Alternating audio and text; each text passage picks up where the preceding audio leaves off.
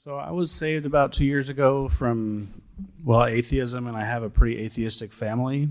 And so I've been trying to share the gospel with them ever since I was saved. And just finally, recently, I'm engaged in a conversation with my sister, and she's wanting to get into a discussion about evidence. And I'm just curious if you guys could touch on, should I engage in that or not? If not, at what point do you draw the line? And, I've listened to sermons on not casting your pearls before swine, so I'm just kind of lost as to where to go from here. Any sincere question, any sincere, genuine question deserves a sincere answer. But know this, that all the answers from science, culture, whatever, is not going to convert her. It's going to be the gospel. Always go to the gospel, the gospel, the gospel. How does a man... Let me give you an example. There's a brother I know in the mountains of Peru. He was pagan Catholic, which is, as many of you know in Latin America, it's a mixture of a paganism and a Catholicism. The whole village was. One day, a little man, unimpressive, came in there and shared a gospel message. Immediately, this man believed. The next day, the whole village got together and they were going to, it's a thing they will do for punishment, they were going to bathe him in boiling water if he didn't recant. Now, I want you to think about something.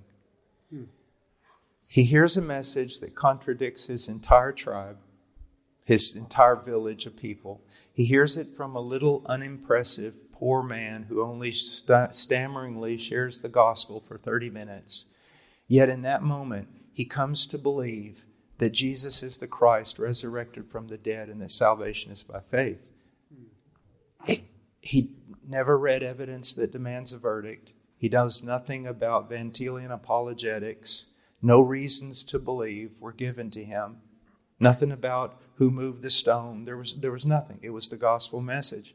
How is it that with that small thing, he's now willing to die for his faith?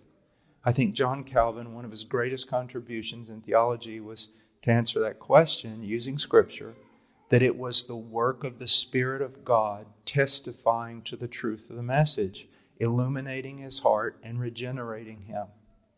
So that should be your concentration. Speaking forth the gospel, demonstrating the gospel to your family, which means if you try to share with them and they say no, do not badger them.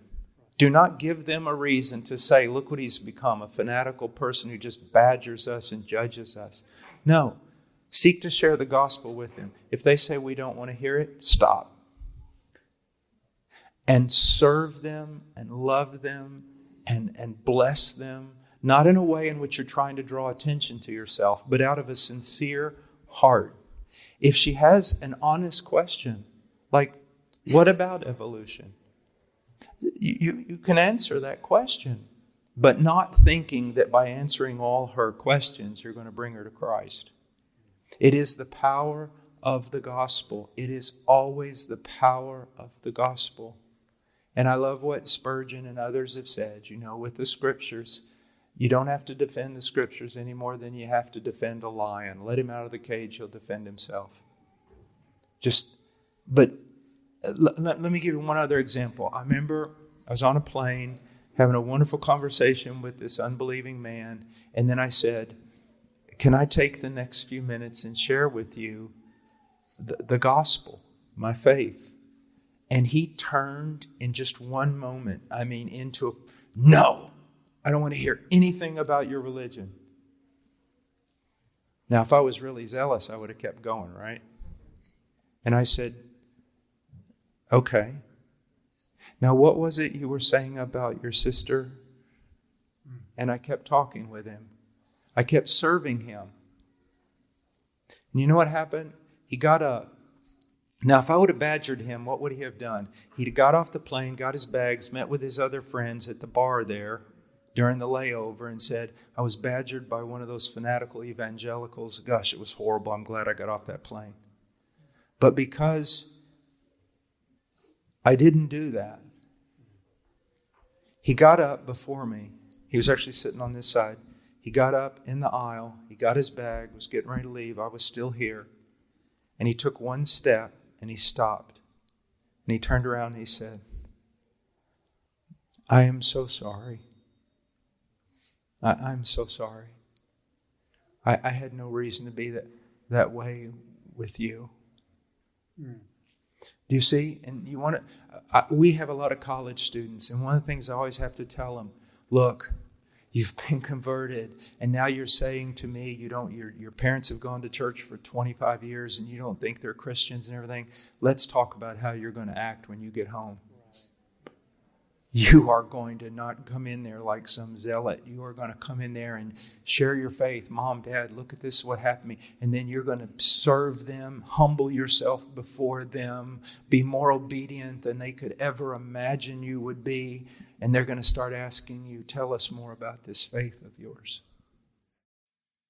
This is my Father's world, and to my listening